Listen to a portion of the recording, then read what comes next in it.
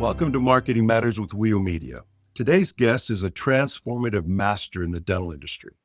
Dr. Jim Arnold is a multi-award winning dental entrepreneur, building, scaling, and strategically transitioning dental practices. As the founder of Foundation Dental Alliance and Luxury Dental Retreats, he's helped dentists nationwide maximize their practice value, improve patient retention, and create sustainable financial freedom. With a track record of participating in over 100 million in dental practice transitions and generating more than 20 million in EBITDA, Dr. Arnold brings a unique blend of clinical expertise and high-level business strategy, having dedicated his career to elevating the dental profession through leadership, education, and strategic growth. Whether you're a young dentist dreaming of practice ownership or a seasoned professional looking to optimize your business, Dr. Arnold's insights today are going to be pure gold. Oh Dr. man. Arnold, thank you for being with us. Oh man. Well, thank you so much for having me. And man, that introduction, that's a lot to live up to, man. Hey, you are so worthy of this. You Well, I really appreciate are. it. Thank you. That was a very generous introduction. I appreciate it and look forward to the conversation. I do too. Thank you for being with us. So you've built and sold three high-performing practices with 31% plus EBITDA. What's the single most critical strategy you would recommend for dentists looking to maximize their practice's valuation? Well, one thing going back to that, three practices, I mean, it was great. And I was really blessed to have that. It all came down to my teams and that sort of thing. So I don't want to take too much credit for it. Some of it is luck and stumbling upon it. Some of it's intentionality. Some of it is just working hard and developing great relationships.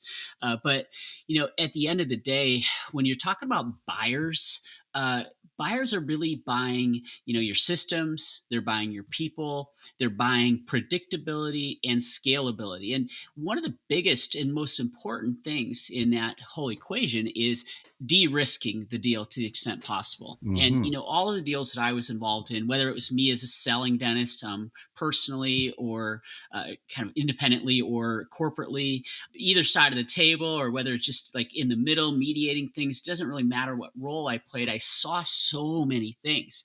And the de-risking element, I think, is often predicated on the doctor not being the driving force in everything. And what I mean by that is if you can somehow almost make yourself a smaller piece of the puzzle, it's less risky for a buyer.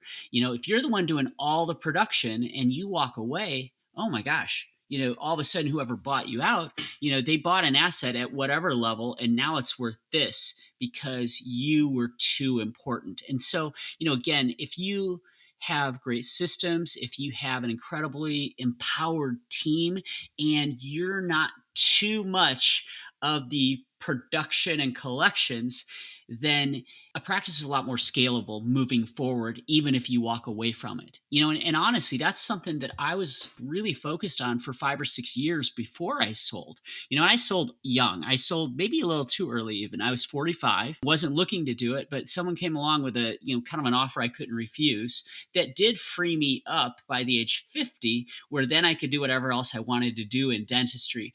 But I couldn't have done that unless I had great associates, a great team, systems in place that anybody could come in and operate. None of that would have been possible, but I was very intentional about it. Oh, yeah, that to be able to start a whole new career, given what you already know, and be free to do that at 50.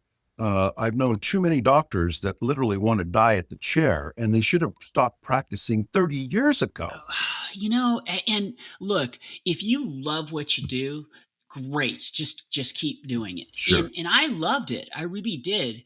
But by the same token, even like at age 35, I was making a ton of money. I was feeling really good about it. I had a great reputation in the community. I had a great national reputation. I was having opportunities to teach and to lead and to be on advisory boards for national groups. It was amazing. I loved it all. And you know what? By like age 35, 36, I realized that it's not all about money. It's not all about these other things. It's about sort of life experience.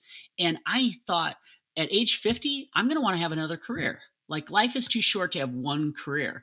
And I think that a lot of times dentists are very content with that. And that's awesome. But I'm not one of those people. Like I like change, I like new challenges. And so that did free me up at literally at age 50. That was the end of my 5-year contract. And I was able to walk away from clinical dentistry at kind of just the right time for me. Oh, I can relate to that. This is my second career after coaching. Yeah, I Good can for totally you. relate That's to that. awesome. I love it. So, in your experience transitioning practices, what are the top three mistakes that dentists make that dramatically reduce their practice's marketability? Well, because it's easy, I'll start with the first one that I just mentioned before. Having the practice be too dependent on the selling dentist, that makes things risky and it makes things hard to scale and hard to have predictability moving forward. So that's one of the biggest. I think having like messy financials where like they can't make heads or tails of the crap that you give to them. And I've seen that. One of my best friends has a phenomenal practice, but oh my God, his bookkeeping and his financial statements were such a mess that we're trying to work out a deal with my friends who wanted to buy him out, and he couldn't put it all together. And you know what? That creates a real lack of confidence because if the financials aren't in order, you don't really know what you're looking at. You don't really know what you're getting, and who knows what else you might find, at the end of the day. But I think maybe one of the biggest mistakes is just waiting too long. And it doesn't mean that you have to be in a rush to sell or anything like that. In fact, you shouldn't ever be in a rush. But if you wait too long, often then you do feel rushed because you maybe have a timeline. It's like, oh, I want to walk away tomorrow, or I want to walk away in 1 year. Well, guess what? Most buyers aren't going to allow you to do that. Most buyers are going to want you to stick around for a minimum of 3 years, maybe up to 5 years. So if you wait too long, a whole bunch of bad things can happen. I mean, you can't walk away when you want to. Maybe your value has started to decline, because you're slowing down or you're not working as much or whatever. And then, like, let's be honest, if you wait too long and you want to walk away in a given period of time, you get a little desperate and you lose your leverage. And so I've seen that too, where doctors basically take whatever offer is on the table because they're like, man, I'm just ready to go. And so my best advice for doctors who like really at any stage of your career, if you own a practice, it's always good to be thinking about that transition. And I wasn't necessarily one of those people until later on. But now I see it so clearly that no matter where you are, you want to create a business that can transition and get top dollar. And you can't do that without sort of planning ahead. Yeah, thinking ahead. Oh, that's great advice. That really is. What you mentioned this in part of your answer. So, what financial metrics then should dentists be tracking to ensure that they are building a sellable asset? Well, obviously there's some obvious ones. I mean, like everybody tracks their production and collections, and they know what their percentage is. Unfortunately, if you're just looking at production and collections, and that's what we talk about, everybody wants to say, oh yeah, I do 5 million, blah, blah, blah, blah, blah. Well, at the end of the day, what's your profitability? And you can't even base that on collections. I mean, if your overhead is crazy high, and so that leads to the whole EBITDA conversation and calculation. And we won't get into the weeds on that, earnings before interest, taxes, depreciation, amortization. We're not going to get into the weeds of that. But at the end of the day, look at it as your profitability. That's just a really oversimplification of it. But that's really what people are looking at. You may be doing $1 million, but man, if you're taking 800,000 of it home, man, that is a great practice. That's super profitable. But Yeah. you could be doing $1 million and taking home 50,000. So those metrics of production and collections, which are kind of the traditional measuring sticks that dentists look at, they're not the ones that buyers are looking at. They're looking at your profitability or your EBITDA numbers. But obviously, you also got to always be tracking, your case acceptance, your new patient flow, hygiene reappointment.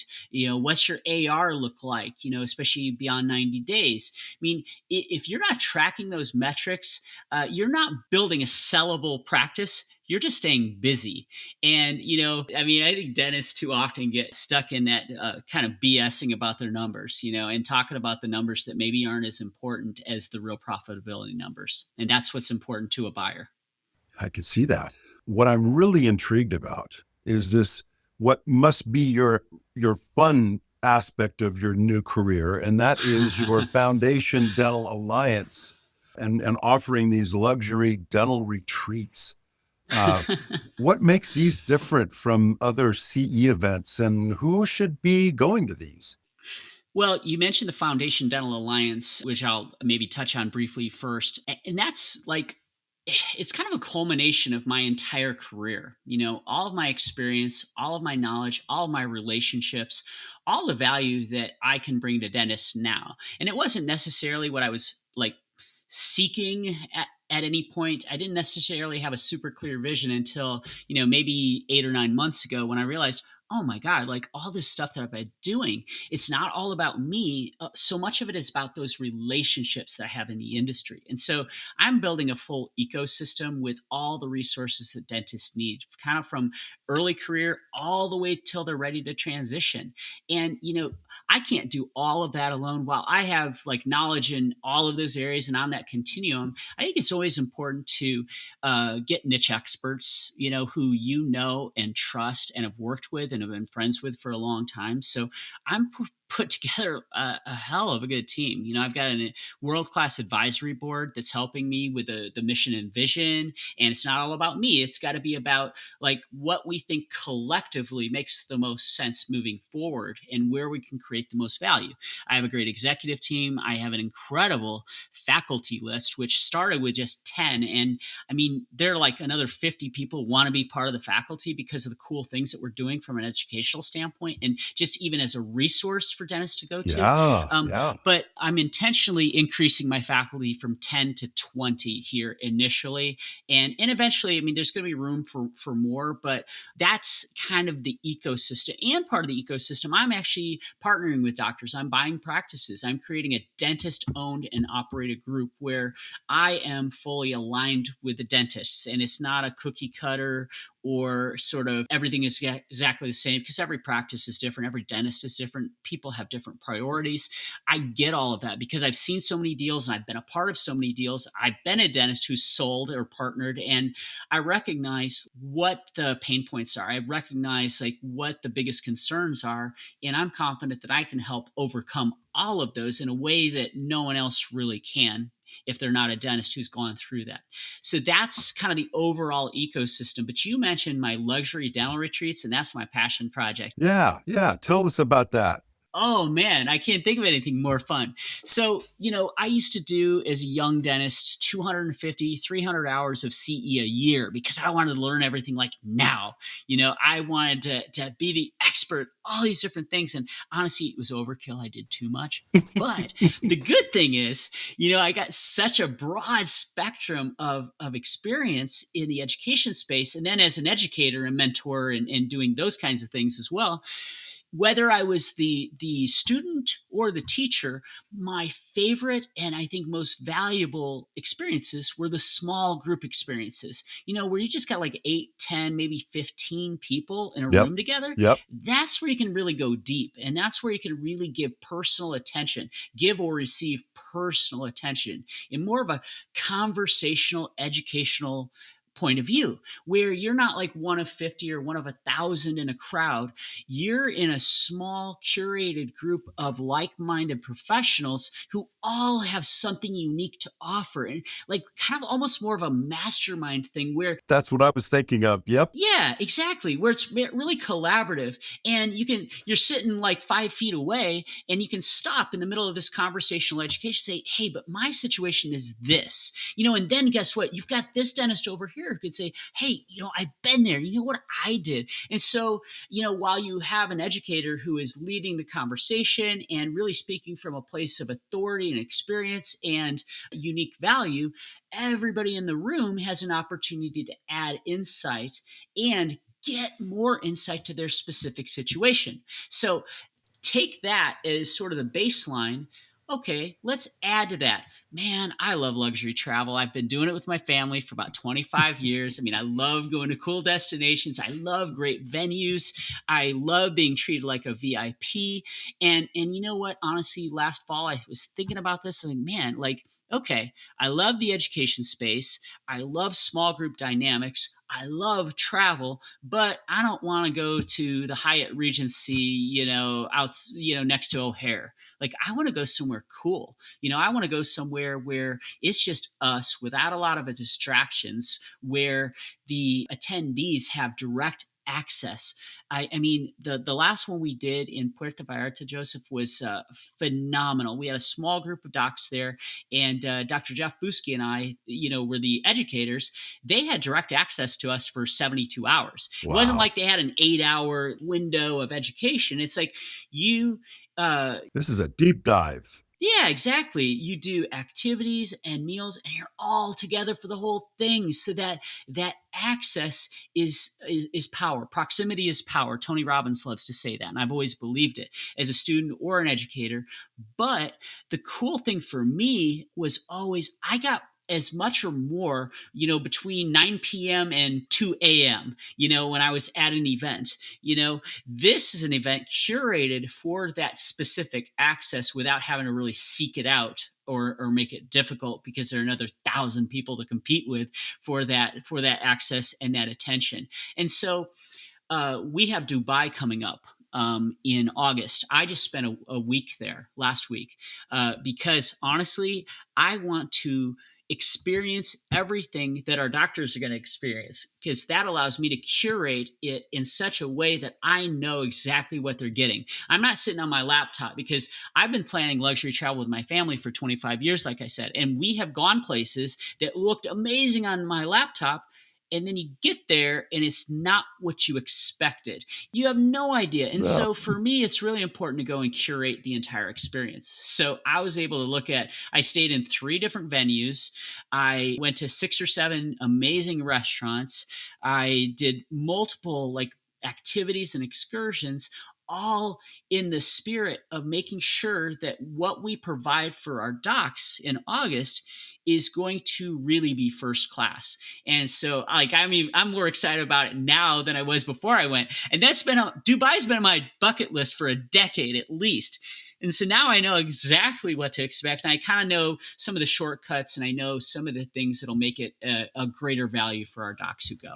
that's so exciting, Dr. Arnold. And honestly, like doctors sometimes don't take enough time for themselves. They feel like they got to be in the office, they got to be producing all the time, but they also need education.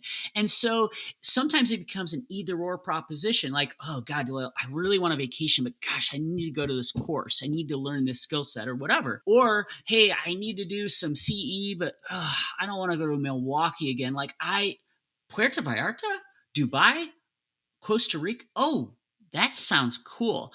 And so the idea of combining like world class education with an incredible vacation, I think is appealing to a lot of dentists. That is so exciting. You're describing the next level of CE where you accomplish so much more and there's so much more value than going to the typical course that you were describing before that we're all familiar with. And well, my experience was even if they did go to some measure of CE, unfortunately, they walked in the office, the phone's ringing and their patients to see, and they go back to doing the very thing they used to do before and they don't implement a dang thing.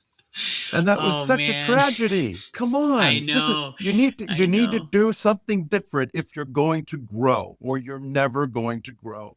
Oh, I couldn't have said it better myself. And I mean, it doesn't really matter what you do. You got to get out there and make changes. If you want to improve or level up, you got to do things differently. And that means getting outside your comfort zone a little bit, getting outside your office, getting outside your house. I mean, I know there's a lot of great online CE now, and that's awesome. It's super convenient.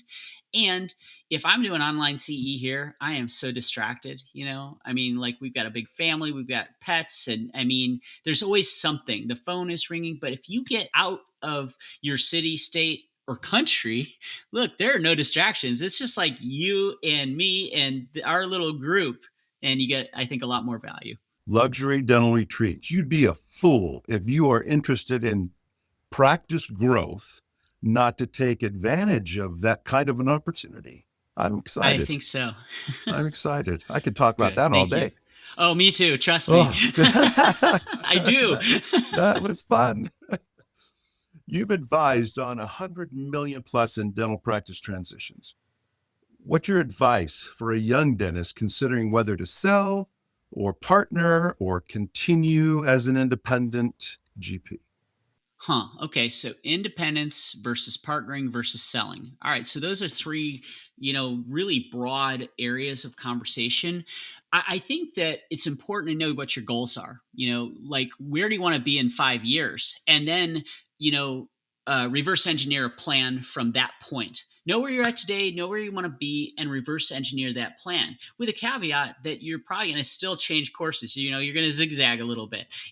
We very rarely go in a straight line from point A to point B. At least if you're open minded and growth oriented, other things come along, your perspective may change, but you should always be planning it out ahead of time. So let's go in order. Like independence. I mean, independence is great because you have more control. And if you're like a leader and communicator, and you have self-awareness and empathy and deal well with teams, independence is a really nice thing.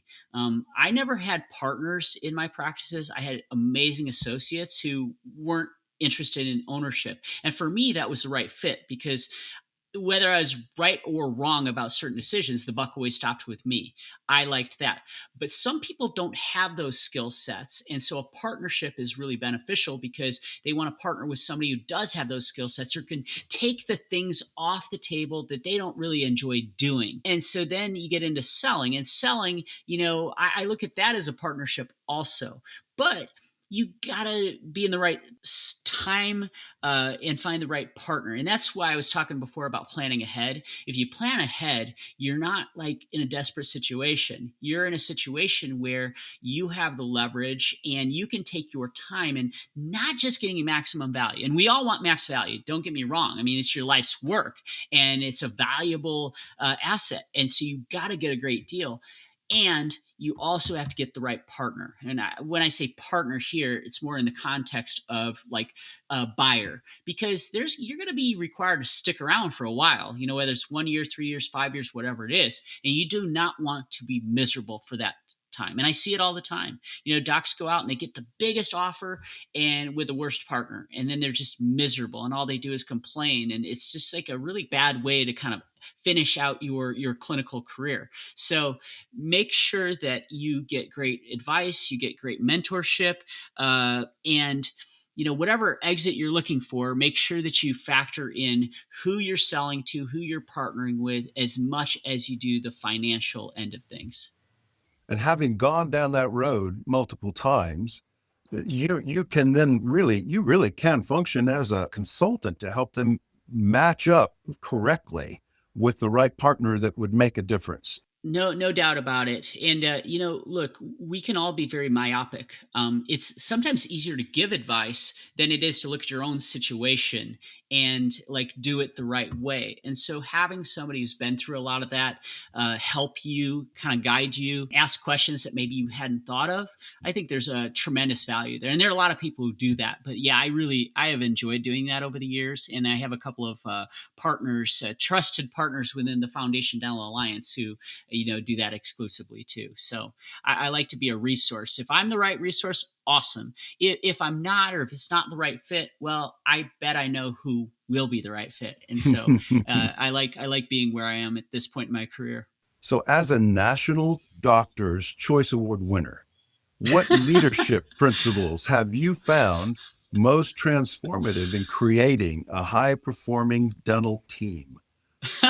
I haven't thought about that award in a while. That was a nice surprise, though. It was pretty cool. There's only one in the country, and I think I was the first one who won that, which is kind of insane. Really, it doesn't Well, mean that I'm the best dentist in the country by any stretch. it was peer voted, right? It was, and I think it really underscores the great relationships that I built in the industry over the years, and I had I don't know, maybe 20 doctors come to me for their dental care. I got to do a lot of smile transformations and stuff like that, which I was very blessed to do. And I was, very humbled by that. But I do think that that award really came down to just those great relationships. But that is so circling back to your question.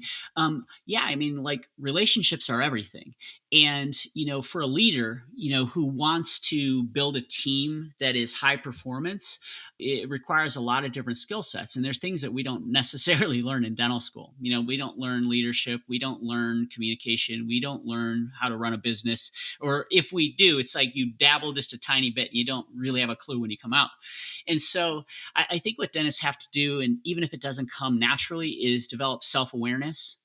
Because you have to understand how your behavior and your emotions impact a team when you're at the office. Because I mean, ask any team out there, like they read the room well. They know their doctor. They know where they're at, in terms of their emotional place on any given day. And if the doctor is down, guess what? The whole team is going to be down. So that self-awareness is so important. How you impact your team is critically important. And you hear it all the time. Like once you cross that threshold, enter the office, it's go time, you're on stage, and leave all your problems behind. Now, that's easier said than done. Obviously, we're all human. So that self-awareness part feeds, I think, into empathy. And, having empathy means that you're going to listen to your team. And you're also going to read between the lines, and you're going to anticipate problems before they come up. You're going to learn how to communicate with people with different personalities. I mean, that's important from a patient standpoint, certainly. But from a team standpoint, as a leader, you got to know how to communicate with Angie, who has this kind of personality, and Brandy, who has this kind of personality. It's usually a different conversation.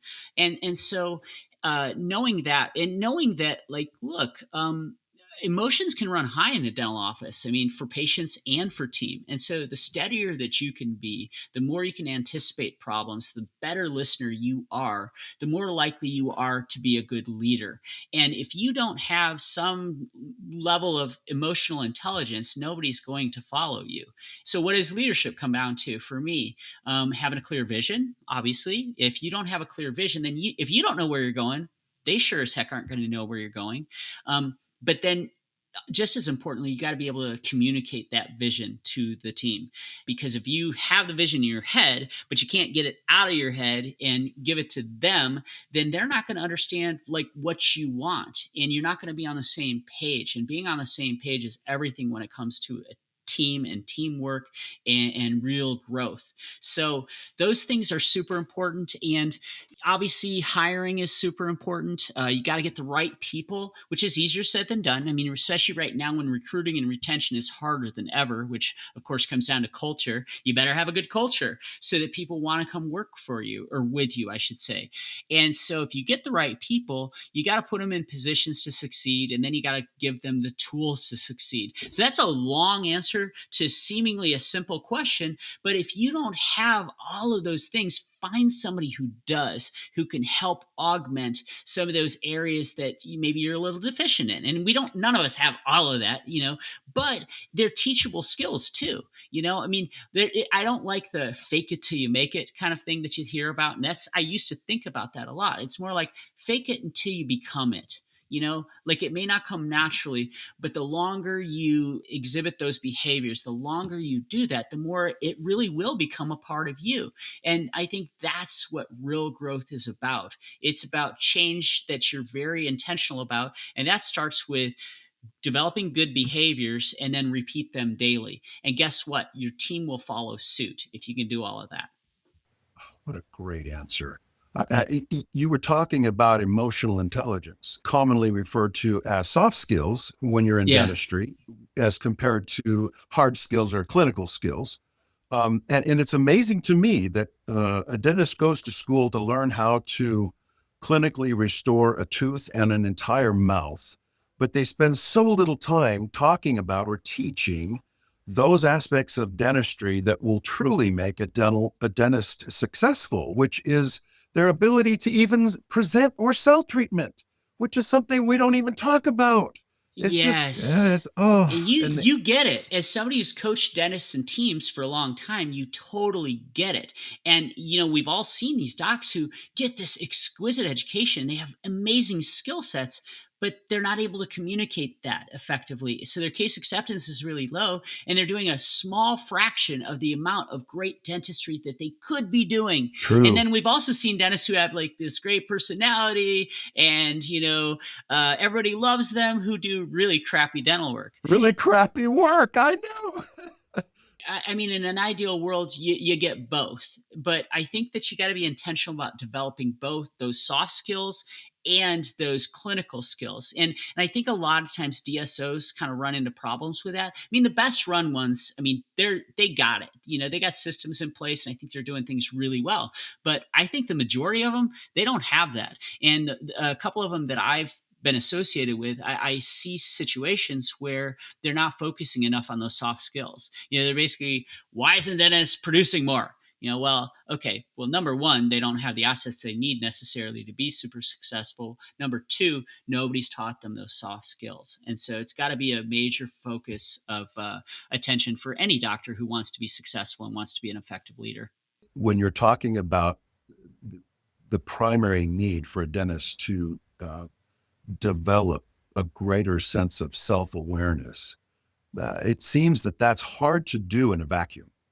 If the team doesn't want to talk to the doctor about where he can improve, Yeah. or Oh, or man. if he has no peers to tell Yeah. him, you might want to consider this approach, he really can't develop self-awareness. It's much harder than if you're with your peers and you're with someone you trust as an advisor, and you have a team that's willing to be honest with you because you've built a team that's capable of being that resource to you rather than just sucking spit or answering the phone. Oh man, that is so true. And I've gone through a full evolution in my career. I mean, as a young dentist, I mean, I was so sensitive about feedback.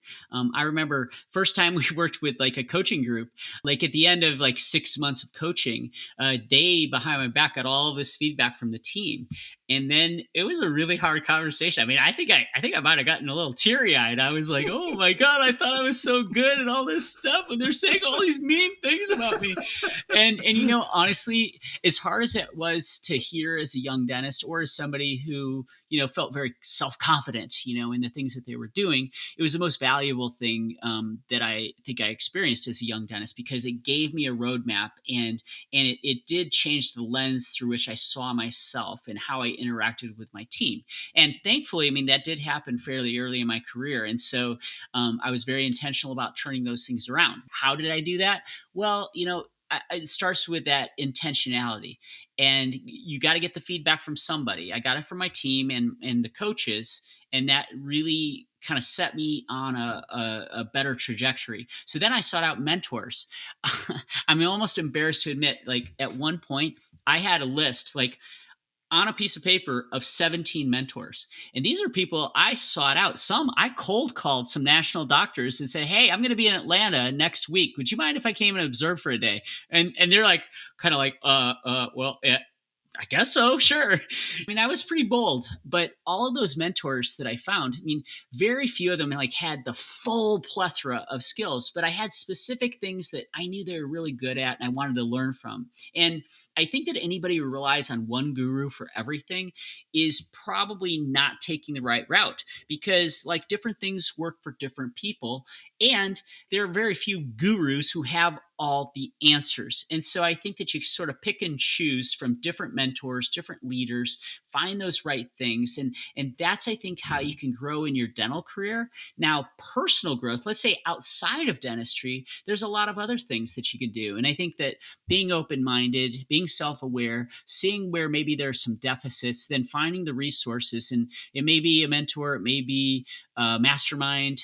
It may be coaching, but there are a lot of things out there, and some of them are outside of dentistry. I mentioned Tony Robbins earlier. He and a whole bunch of other coaches outside of dentistry, really help us grow as human beings. And honestly, I don't think you can scale a practice unless you scale yourself first. If you're not growing, your practice is not going to be growing. And in the old adage, as soon as you stop growing, you start dying, I think is totally true. And I think that a lot of us have been through all those different stages. And I've been through those stages where I was in a rut and, I needed to snap out of that rut. And you can't do it unless you change your habits, change your perspective, get in a room with the right people. Whenever I got in a rut in my career, I could go a month where I'm just like, man, I'm just not hitting on all cylinders. I'm just not communicating the way I want to. I'm not excited when I go into the office.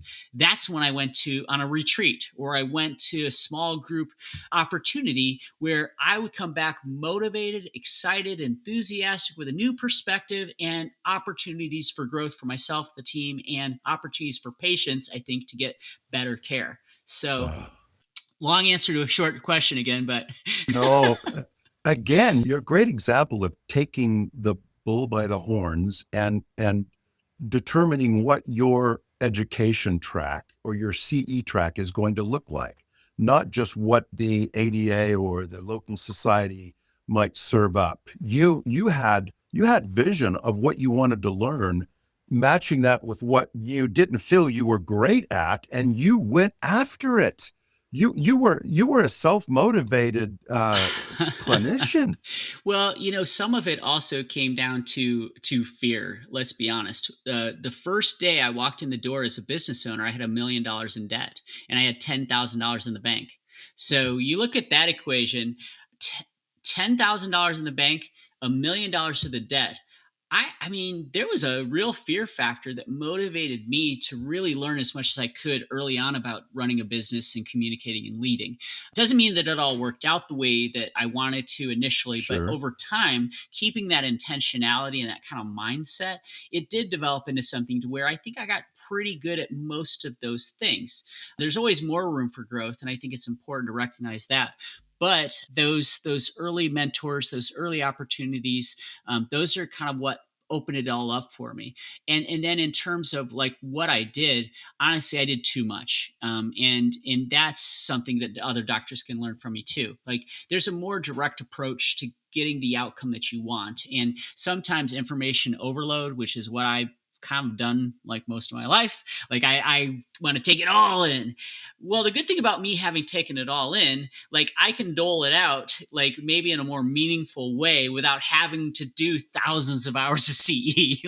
Let's have some conversations and figure out where you want to go, what you want to accomplish, and then let's figure out the shortest path to get there. Let's compress time, learn from my successes, learn from my mistakes, so that you can fast track your own success without having to go through all of this stuff that I went through. And honestly, I used to spend $100,000 to $200,000 a year on continuing education, and some of that was dragging my team all over the country, only to overwhelm them and bring them back. And so I think you always want to invest in yourself, invest in your team, and invest intelligently too.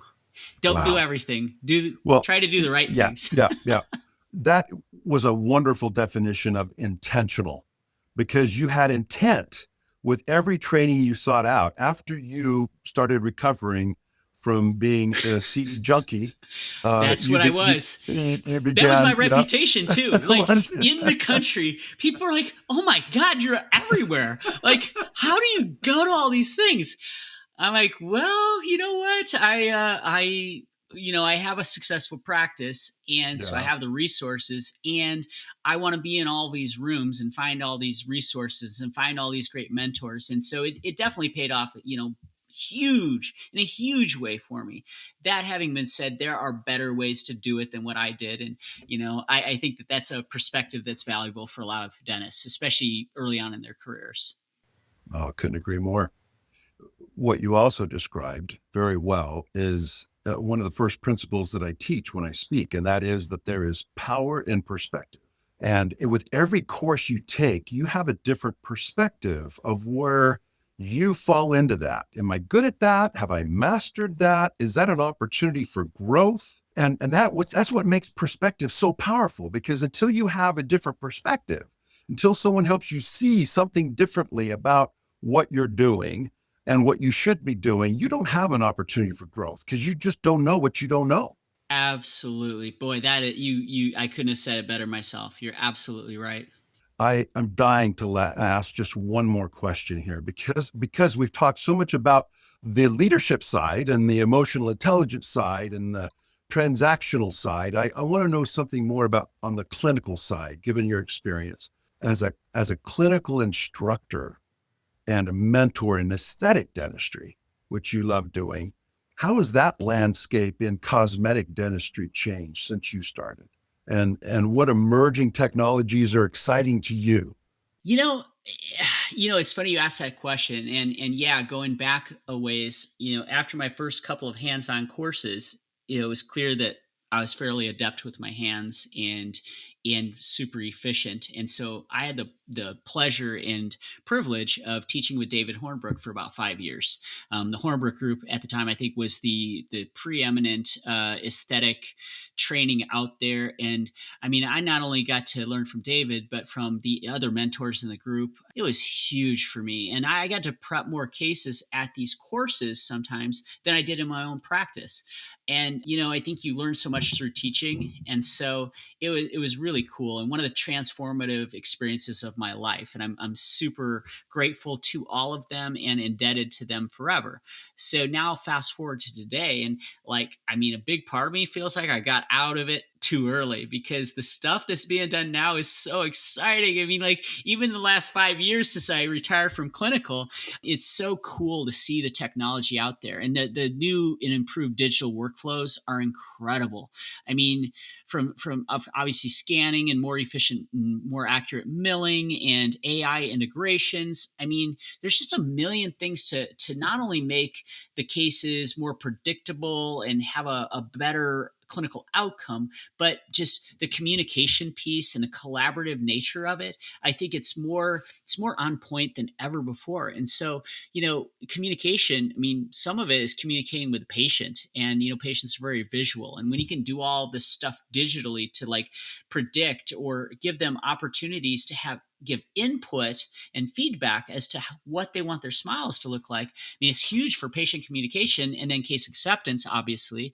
And then in terms of communicating with the lab, to give them like these great digital scans that you just email to them. I mean, it's fast. It's way more accurate, and it's a much better tool to get a great result that everybody is able to communicate a lot more effectively. And again, going back to that collaboration word, I think no matter what you're doing, you're going to do it a lot better when you're collaborating and you're not like the one responsible for every single element. And so, yeah, man, I'm excited to see all of that stuff and talk about it. And I gotta say, there are days where I think, oh man, I need to get back into the operatory maybe. Oh, I can imagine, because dentistry has always been a magnet for technology. I mean, you're so creative. Many of the inventions came from dentists themselves. And you are just an incredible community of talent. And it's just exciting to see how quickly like you said, even in the last 5 years, there's been so many advances. And for someone that is just dying on the vine and doing the same thing over and over again and not feeling challenged, there's just no reason for that in today's world of with the onset of AI and the technologies we're seeing, like Pearl, and oh, I could go on and on. I mean, oh, it's good stuff. It's amazing stuff. And again, it comes down to being more efficient, being more accurate, and getting better results. I mean, because at the end of the day, it's all about the patient. It's all about the patient experience. It's all about the outcome for the patient. Because if you're not providing great dentistry, I mean, really, what do you have? You hopefully, if you have a conscience, you have sleepless nights. If you're not doing the best dentistry that you can, with the caveat that nothing is perfect. Even with all of this stuff, nothing is ever going to be perfect. And so, the realization that excellence, you're pursuing excellence. Perfection is unattainable. All this great technology makes great outcomes much more achievable, I think. Wonderful. Dr. Arnold, Dubai. When is Dubai? Dubai is August 26th through 31st. And man, 5 days of luxury, awesome learning, incredible conversations, incredible experiences. I mean, this is a once in a lifetime opportunity. And it's about being in the right room. And let me tell you, this is the right room because I've got Dr. Steve Rasner, who is an icon, somebody that I've looked up to for so long, who's become a really good friend of mine. I mean, he built a $5 million plus practice, routinely year over year over year in the most kind of economically repressed part of New Jersey. And he's done it through effective communication and leadership and just incredible communication skills. He is the master, and he's going to show doctors how to become better clinicians and become better communicators and have a much more profitable business. And then I've also got Jeff Buski. Dr. Jeff Buski is a really good friend of mine, and he's incredible too. I mean, he's producing personally, without anybody else, over $4 million a year as a doctor doing exquisite dentistry. We're not talking about fast and sloppy stuff. We're talking about the very best that you can possibly do and do it efficiently. And he does that in 3 days a week. How's that for perspective? 3 days a week, Unbelievable. $4 million a year, one guy. Exactly. And you know what? Most importantly, though, he coaches dentists on like achieving balance, between, body, mind, and spirit, body being balance and business. So many of us get out of balance in our lives. It's like all business, all personal. And I've been one of those people. I've been like all over the place. And I think I finally found some modicum of balance. But Jeff is helping, countless dentists do exactly that through his coaching program. So he is going to help everybody in this 5-day period develop that kind of balance between, body, mind, spirit, and that feeds relationships, that feeds the business. And he's done it incredibly well. So there you got two rock star dentists. And I'm like, I've done a lot of these things pretty effectively too. So having direct access to all three of us is massive value, massive ROI. But add to that equation Elijah Desmond, who's been one of the most incredible educators and creators of experiences and destination CE of anybody in the industry. He's doing things that bring fun back into dentistry. Right. But now he's parlayed that to a whole new level because he is the co-owner and CEO of Dental Pitch Brokerage, where they are doing incredible things for dentists who are looking to transition their practices. So Elijah is going to really focus his speaking and conversations on increasing EBITDA. So you increase the value of your practice and plan ahead and get to that point where you get maximum value. But he's also doing it in such a way that it doesn't matter if you're ready to sell now or in 5 years. You're ready for that. And he'll have strategies to help you find the right partner. Going back to what I was talking about before, it's not just about the money, it's about the partner or the buyer, so that you know that your legacy will continue, your team will be taken care of, and your patients will be taken care of. And that's a lot of what I'm doing also with Foundation Dental Services, the group that I'm building. And so you got 4 guys who have done a lot in the industry, and you're kind of getting an education from a lot of different angles. And guess what? You're doing it in Dubai, one of the most luxurious destinations in the world, while enjoying, fine dining, VIP excursions, staying in, the Ritz-Carlton Dubai right on the beach.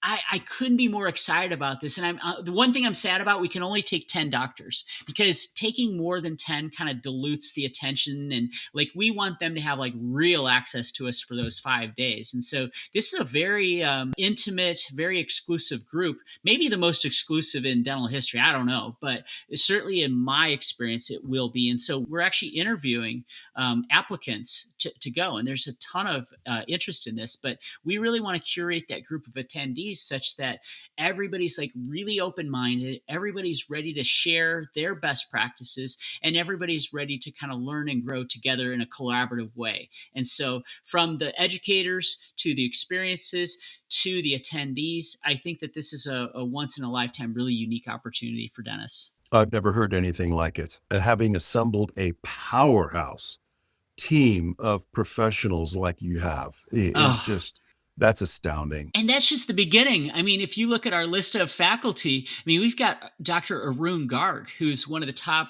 implant educators of all time. He's trained over 10,000 dentists to place implants. He's written more than 20 books. He's on our faculty. Deborah Gray King, who is an incredible dentist in Atlanta. In fact, someone who I cold called 24 years ago to say, hey, I don't know what I'm doing yet, but I really love to learn from you. And she's like, sure.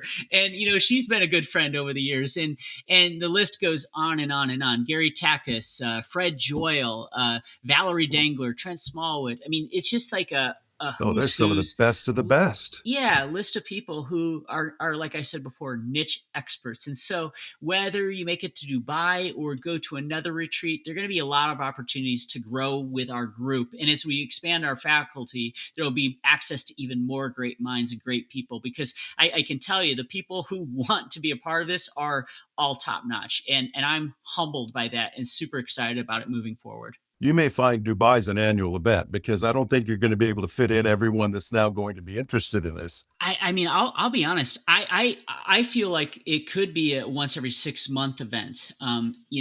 After people come back with the stories and the video and the experiences, I do think that the list of dentists is going to grow long. And yeah, hey man, I loved my week there, and I am more than happy to go back twice a year. No doubt about it.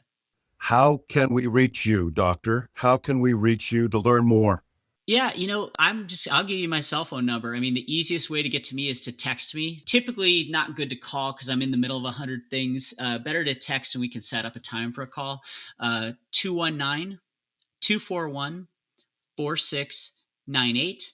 Or you can email me at drarnold, Dr. Arnold, at smilesbyarnold.com. And I'm typically pretty responsive to both, as long as I'm not, buried that day. But if you reach out to me, I promise to get back to you within a reasonable time period.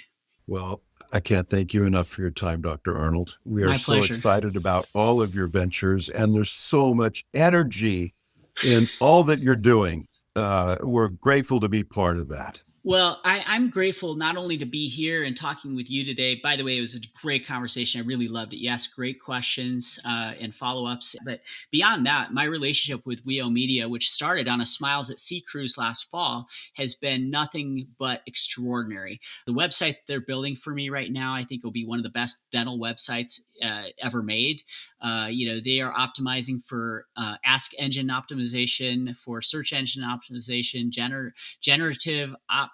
I mean, kind of like everything. They're really going out there on the cutting edge and working like hand in hand with me to develop something really valuable as a resource for Foundation Dental Alliance, that umbrella group that will have all of its different assets and opportunities. Again, like I said, for dentists from point A all the way to kind of like the end of the, maybe ownership cycle, ready to transition.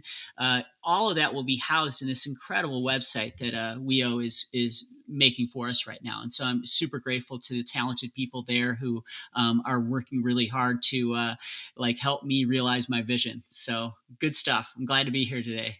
Well, I can't thank you enough for your time, Dr. Arnold. We are so excited about all of your ventures, and there's so much energy in all that you're doing. We're grateful to be part of that. Thank you so much, Dr. Arnold. Thank you. Have a great day. Thanks. You as well. Appreciate it.